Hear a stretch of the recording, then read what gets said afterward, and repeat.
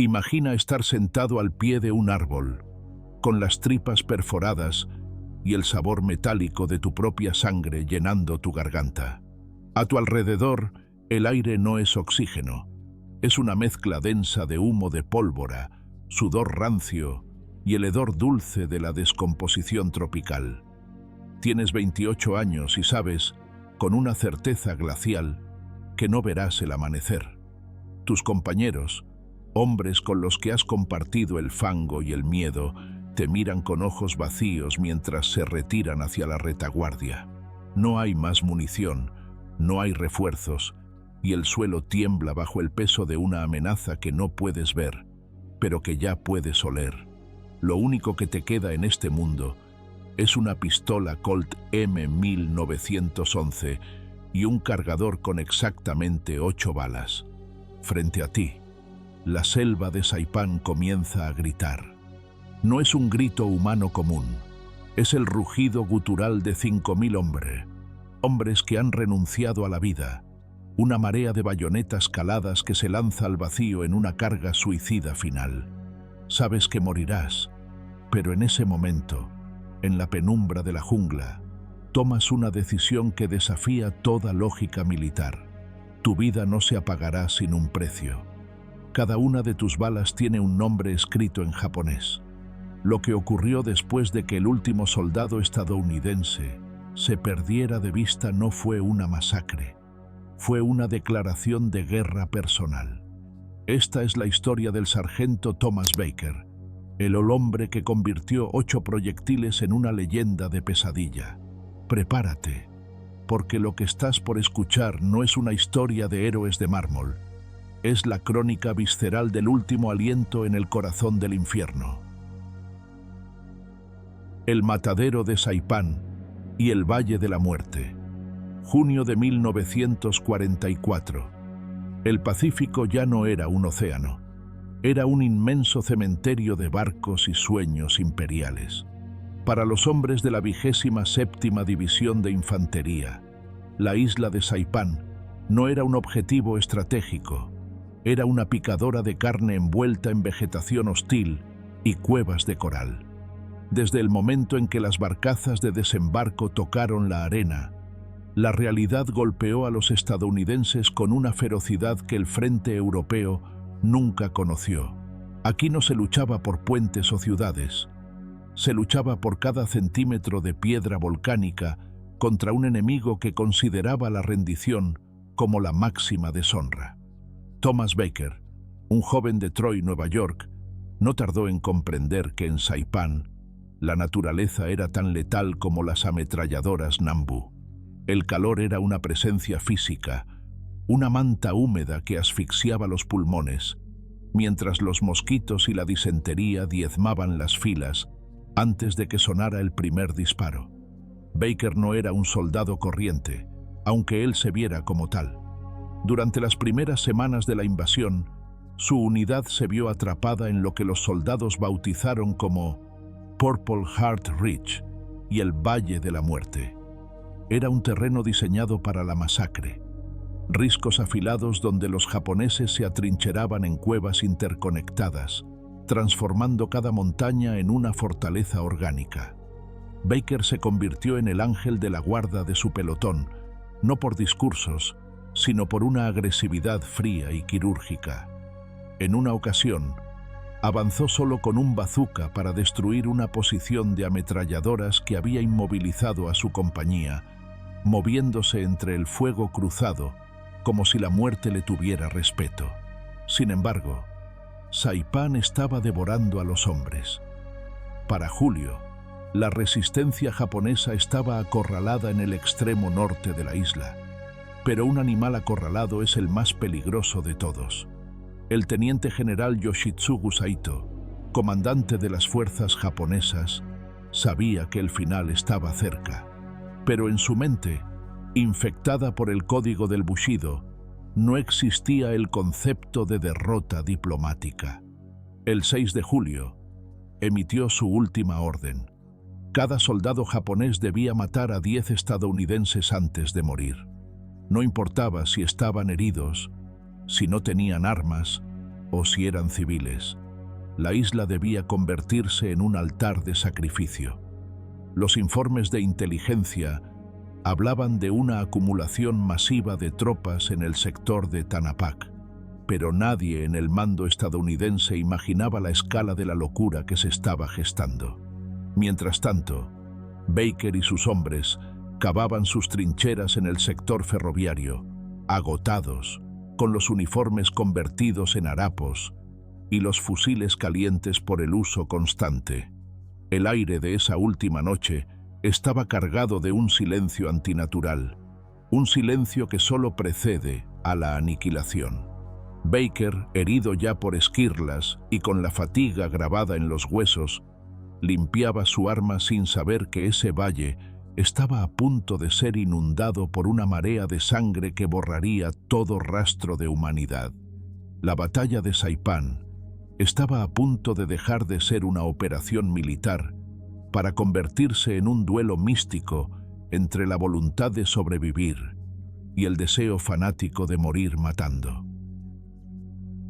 La marea de acero y el sacrificio en la oscuridad.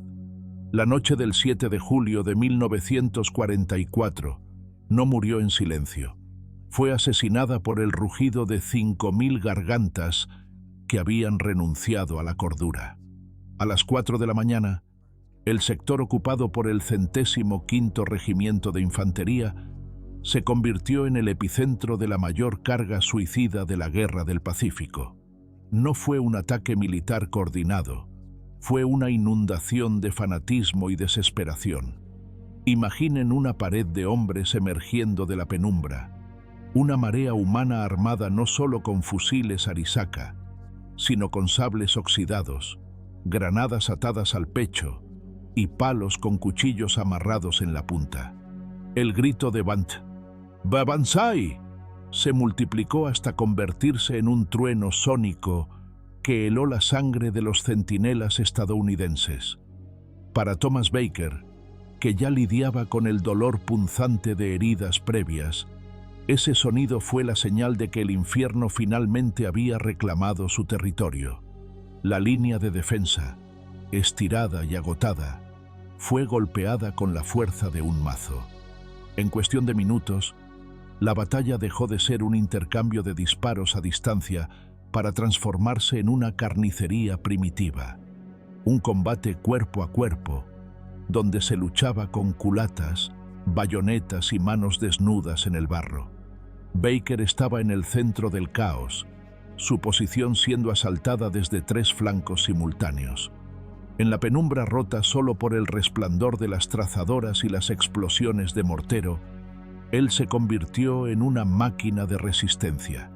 Vació el cargador de su carabina M1 una y otra vez, viendo cómo las siluetas japonesas caían solo para ser reemplazadas por otras 10. Cuando su arma principal se quedó sin munición, no retrocedió. Utilizó su carabina como un mazo, rompiendo huesos y aplastando cascos en un intento desesperado por mantener el perímetro. Pero el destino tiene una forma cruel de cobrar sus deudas. En medio del tumulto, el proyectil de un fusil japonés encontró su objetivo. El impacto en su abdomen fue como el golpe de un hacha al rojo vivo. Baker cayó de rodillas, con el humo de la pólvora quemándole los pulmones y la sensación húmeda de la sangre empapando su uniforme ya desgarrado. A su alrededor, la línea estadounidense se desmoronaba.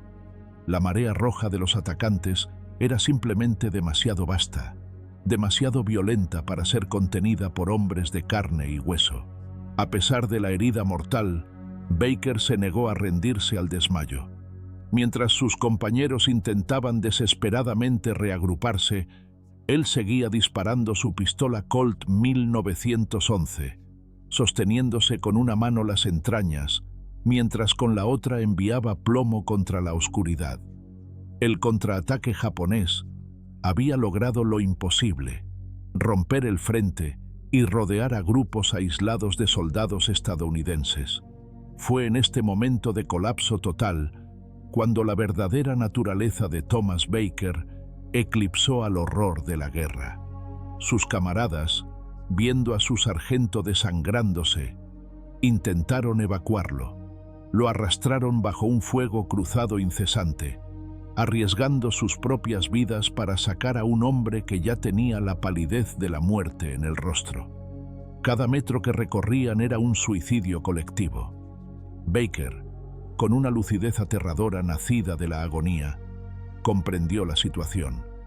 Cada segundo que perdían cargando con su peso muerto era un segundo que los acercaba a ser ensartados por las bayonetas enemigas que les pisaban los talones.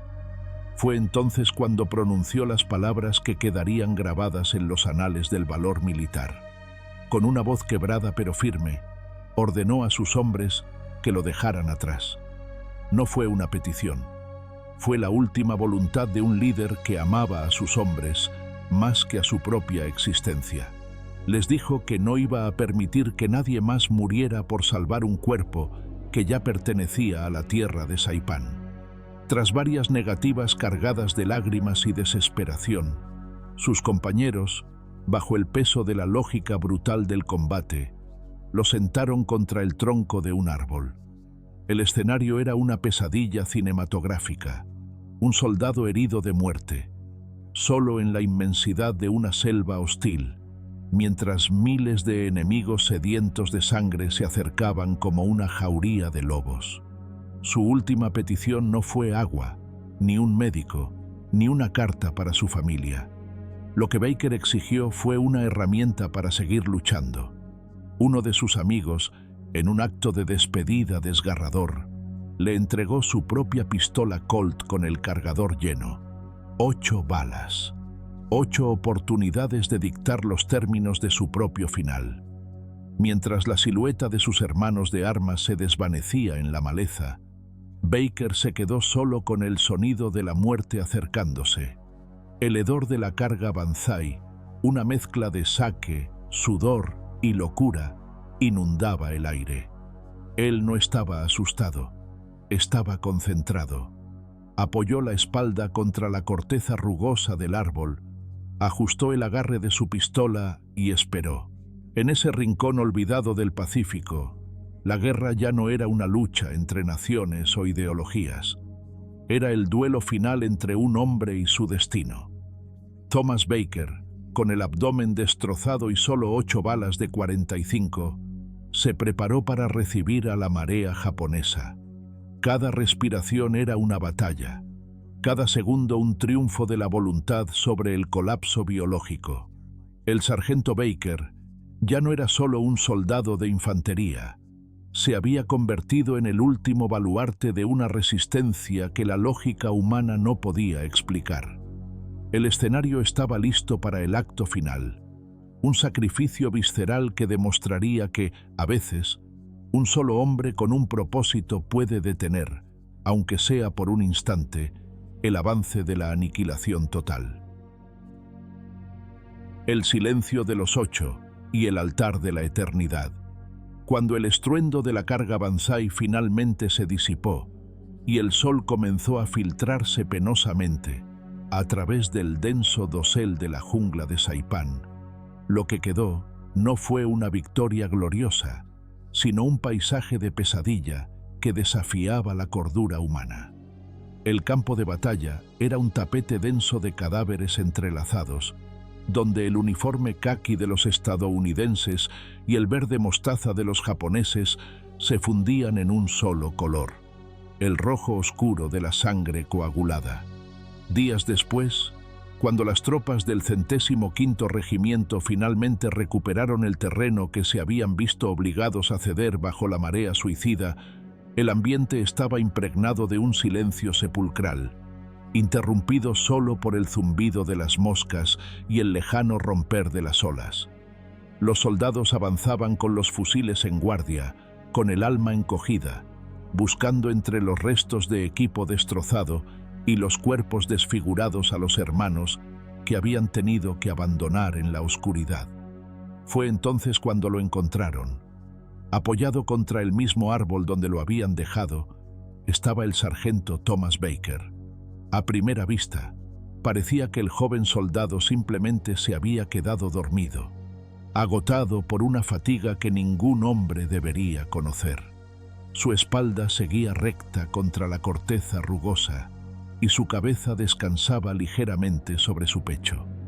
Sin embargo, no había rastro de vida en sus ojos, solo una calma pétrea que contrastaba violentamente con el horror que lo rodeaba. Pero lo que detuvo el corazón de los hombres que lo hallaron no fue solo la figura inerte de Baker, sino lo que yacía justo frente a él, dispuestos en un semicírculo macabro, como si fueran los guardianes de su tumba. Se encontraban 8 soldados japoneses. La escena contaba la historia de los últimos minutos de Baker con una claridad aterradora. Los 8 enemigos estaban muertos, cada uno de ellos abatido por un solo impacto de precisión quirúrgica. No hubo ráfagas desesperadas ni disparos al aire. Hubo una fría y metódica ejecución de la voluntad. Baker, desangrándose por una herida abdominal que habría incapacitado a cualquier otro, había esperado a que sus atacantes estuvieran lo suficientemente cerca para no fallar. En su mano derecha, aún aferrada con el rigor de la muerte, sostenía la pistola Colt 1911 que su compañero le había entregado. Al examinar el arma, los soldados descubrieron lo que ya sospechaban. El cargador estaba vacío y la recámara abierta. 8 balas habían salido de ese cañón y 8 cuerpos enemigos daban testimonio de su efectividad. Baker no solo había sobrevivido lo suficiente para defenderse, había cazado a sus verdugos hasta que la última gota de su propia vida se evaporó. El descubrimiento de Baker transformó el dolor de sus compañeros en un asombro reverencial. En un conflicto definido por el fuego masivo de artillería y los bombardeos a gran escala, la última resistencia de este hombre era un recordatorio visceral de que, al final del día, la guerra es un asunto de individuos, de coraje personal y de sacrificios que no se pueden medir en mapas estratégicos. Baker no murió gritando consignas ni buscando la gloria. Murió protegiendo el repliegue de sus amigos, comprando cada segundo de su retirada con su propio dolor. El hecho de que cada uno de los 8 disparos hubiera encontrado su objetivo demostraba una concentración mental sobrehumana. Imaginen el pulso necesario para apuntar una 45 mientras el mundo se nubla por la pérdida de sangre y una horda fanática corre hacia ti con bayonetas sedientas de muerte. Baker no solo fue un soldado, en sus últimos momentos fue una fuerza de la naturaleza. Por su heroísmo más allá del deber, Thomas Baker fue ascendido a sargento de forma póstuma y recibió la Medalla de Honor, la máxima condecoración al valor de los Estados Unidos. Pero más allá de los metales y los pergaminos, su legado quedó grabado en la piel de cada hombre que sobrevivió a Saipán gracias a su sacrificio. El almirante Chester Nimitz diría más tarde que, en el Pacífico, el valor poco común era una virtud común. Pero incluso en ese océano de heroísmo, la figura de Baker contra el árbol se elevó como un faro de resistencia absoluta. Su historia es el epítome de lo que significa ser un guerrero. No es aquel que nunca cae, sino aquel que, incluso en el momento de su caída definitiva, se asegura de que su enemigo sepa exactamente quién fue el hombre que tuvo delante. Hoy, la selva de Saipán ha reclamado gran parte de los restos de la guerra, pero la leyenda de las 8 balas sigue viva. En el canal Beligerante, recordamos al sargento Baker no como una estadística de una campaña olvidada, sino como el hombre que desafió las probabilidades imposibles en el rincón más oscuro del infierno. Su historia nos enseña que, cuando todo se ha perdido, cuando la munición se agota y la muerte nos mira fijamente a los ojos, lo único que nos queda es nuestra dignidad y la capacidad de decidir cómo será nuestro último acto en la tierra. Baker eligió la eternidad. 8 disparos, 8 enemigos, y un nombre que el tiempo jamás podrá borrar de las crónicas de la guerra más sangrienta de la humanidad. Su guardia ha terminado, pero su eco seguirá resonando mientras existan hombres que valoren el precio del verdadero honor.